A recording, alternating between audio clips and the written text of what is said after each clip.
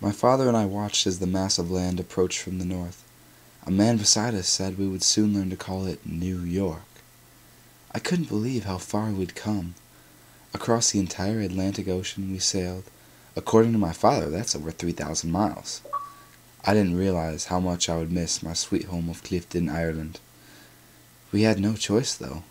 With farming out of the picture, there was no way for me and my father to survive there. We were forced to sell our plowing mules so we could have enough money to buy tickets for the journey to America. Me, an American? I had only heard stories of the vast riches to be made. New York was merely big talk back in Ireland, and now I was going to experience it firsthand. I looked up and saw the massive buildings. It was like nothing I've ever seen before. My father looked down at me and said, "That, son, is our new home." I was speechless in awe. I could see the people running around like little ants. It was the busiest sight I've ever saw. Before I knew it, the boat had stopped and the captain of the boat called out, "Welcome to New York City." We were hurried off the boat and were quickly put into a line. We arrived at the front of the line, and a burly man with a brown beard ushered us to a small building where an old skinny man wearing a white coat waited. He asked us if we had any physical problems. Me and my father, both being farmers, couldn't afford to have any physical problems. He quickly examined us, and we were out of the building within a few minutes. We walked to another line, and my father talked briefly to a man who handed him some papers. I could hardly believe my eyes. This place was so much different than my home. My father said they call it this part of town Manhattan. There were men walking around in top hats and wool coats. I wanted to look like a New York gentleman. My father took a deep breath, looked at me and said, "Welcome to our new life, son." 10 years later. I awoke to a barrage of banging and shouting from outside my window. I hastily jumped out of bed and looked out the window to see what the ruckus was about. I could hardly believe my eyes. There were hundreds of men flooding the streets. It was a full-out riot. I looked at the newsstand that sat outside my apartment only to see it tipped over and set afire. The newspaper had been hinting at the slight possibilities of a riot over the draft, but I hadn't expected it to hit so close to home.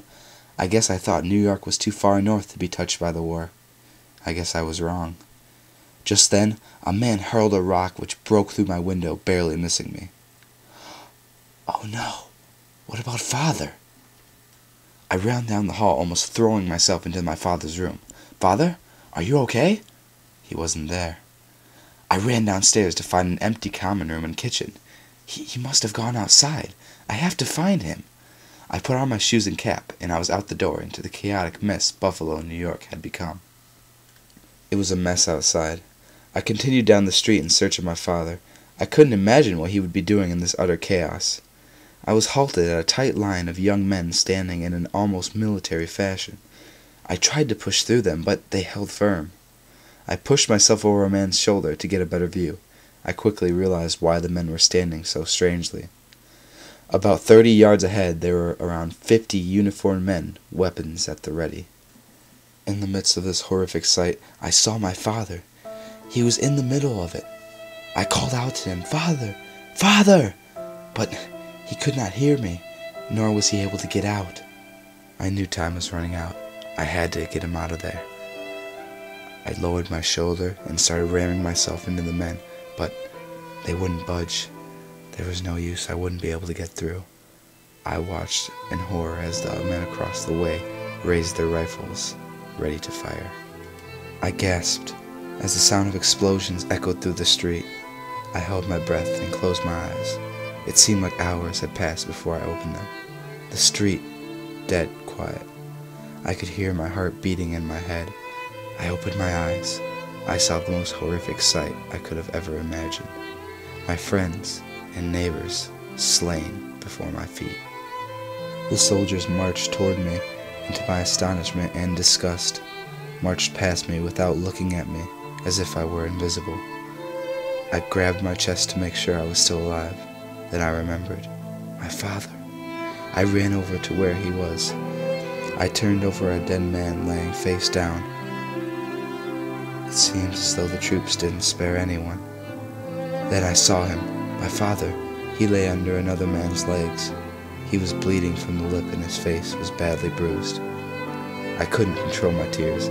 I cried harder than I've ever cried before. "Father, can you hear me? Father, please."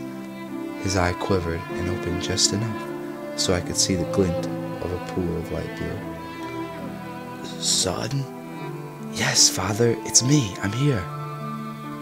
"I'm not going to last much longer. I need you to listen to me." "Yes, Father, I'm listening. What is it?" "Don't make the same mistakes as our friends and neighbors have. We were so lucky to be here, son. Don't you ever forget that.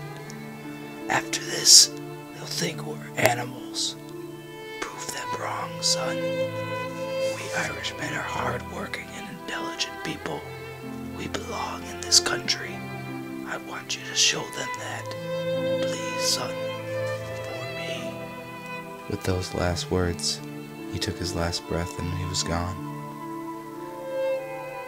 That moment has been stained in my memory since I can remember. But I've stayed true to my father's word, and I learned a valuable lesson. Don't take anything for granted.